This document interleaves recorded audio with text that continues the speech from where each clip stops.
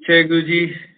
जय गुरु संगत को, महाराज को शुक्राना। महाशिवरात्रि का दिन है, बहुत पवित्र है और मेरी जर्नी महाराज के चरणों में, क्योंकि महाशिवरात्रि के दिन से शुरू हुई थी, तो मेरे लिए ये तो बहुत ही विशेष ब्लेसिंग की बात है। अपना छोटा सा सत्संग महाराज से किस तरह से कनेक्ट हुआ उसके ऊपर करूंगा और मुझे 15 मिनट अंकल ने दिए हैं, तो 15 मिनट के अंदर उम्मीद करता हूँ मैं जो कहना चाहता हूँ कह पाऊंगा। जय गुरु जी। महाराज के बारे में पहली बार मैंने सन 2000 में अपनी एक कलीग से सुना था। उनको पता था कि मेरी बेटी की तबीयत ठीक नहीं रहती है और हम लोग काफी तरह से कोशिश करके भी उसको ठीक नहीं कर पाए हैं और हमें कोई रास्ता भी नहीं सूझ रहा था कि अब इसका क्या करना है। उस जमाने में हमारी कलीग हैं जो गुरु के पास आती थी और उन्होंने मुझसे कहा कि गुरु जी हैं, वो एम्पायर स्टेट में रहते हैं, बहुत पावरफुल हैं और वो आपकी बिटिया को ठीक कर देंगे। हम जिस कंडीशन में थे, हम तो कहीं भी जाते और हम यहाँ जाने के लिए भी तैयार हो गए। मैंने उन्हें बोला कि आप मुझे अपने साथ लेके जाइए। उसी रात को मैंने एक ड्रीम देखा जिसमें मैं अपने कलीग के साथ में किसी जगह गया हूँ, क्या जगह नहीं जानता, मगर एक दरवाजा खुला, वो अंदर गए और दरवाजा बंद हो गया और जो गेट पे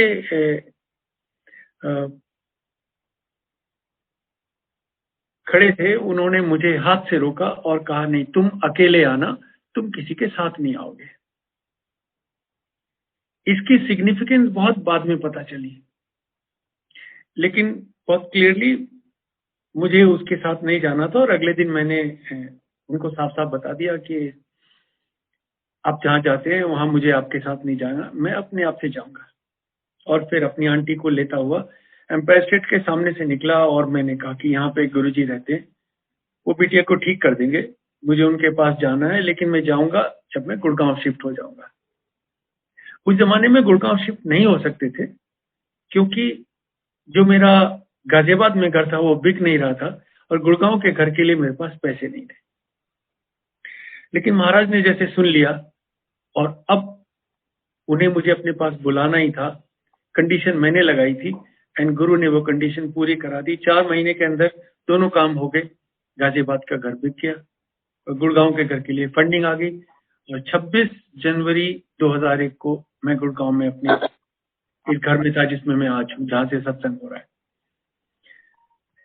18 फरवरी को शाम को मैं अकेला अपने गुरु से मिलने के लिए निकला।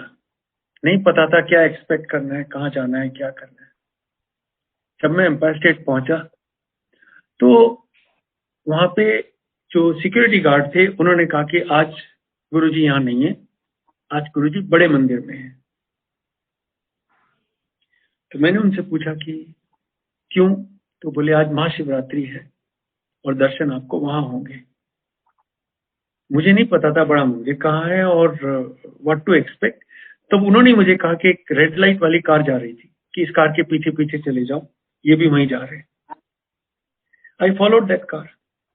उस जमाने में महाशिवरात्रि पे बड़े मंदिर में इतनी संगत नहीं होती थी जितने हमारे आज बड़े मंदिर में सेवादार हैं। तो बड़ी आसानी से खुद ही पार्क कर ली, निकले, मंदिर के अंदर चले गए, कोई लाइन भी नहीं थी और बहुत जल्दी लाइन में लगे, सब संगत की तरह से दरबार में पहुंच गए।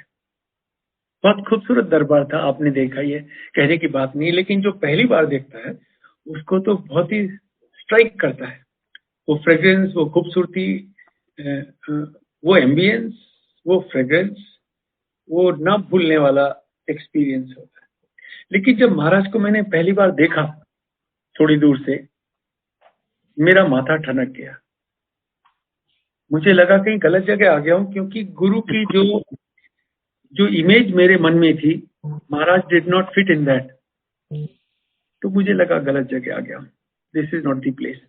सामने हमारे संगत थी, उनके शोल्डर पे हल्के से टैप किया, किसी को सुने नहीं, और मैंने उनसे धीरे से पूछा कि भाई साहब ये एम्पायर स्टेट वाले गुरुजी?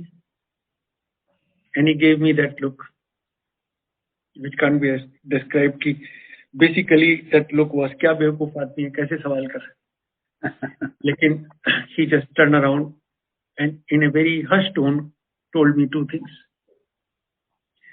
ये दो बातें मेरी जिंदगी के एक तरीके से गाइडिंग प्रिंसिपल्स हो गए फिर। तो मुझे एक तरीके से समझे, गुरुजी ने जो मुझे मैसेज दिए संगत के थ्रू, वो ये दो थे। उन्होंने मुझसे धीरे से कहा, अंकल सही जगह आ गए हो।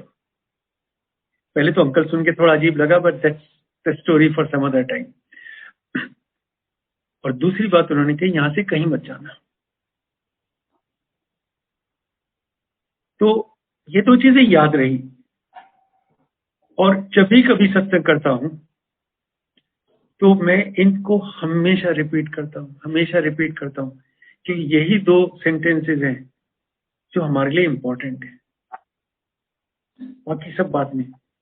Have this belief, have this faith that you are at the right place, this is the guru for you. And the second is that don't even think of moving on from here.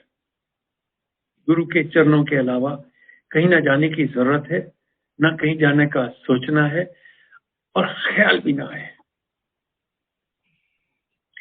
How these things, these 2 points cemented my connect with Maharaj is for some other time.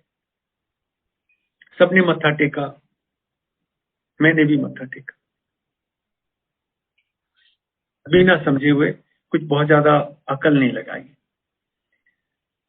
प्रसाद लिया, बाहर चले गए, लंगर किया, और जब मैं जाने की सोच ही रहा था अपने घर, तब मुझे एक संगत ने कहा, एज इफ महाराज का मैसेज था, कि गुरुजी की आज्ञा के बिना घर मत जाना। तो फौजी को इंस्ट्रक्शंस फॉलो करने में बहुत आसानी होती है।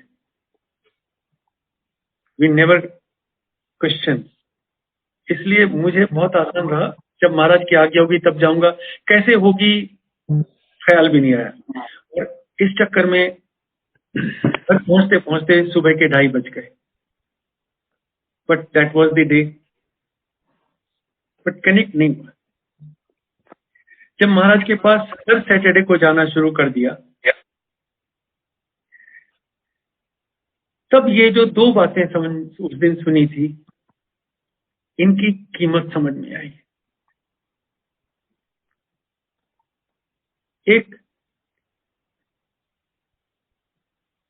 शब्द चला वहां पे, एक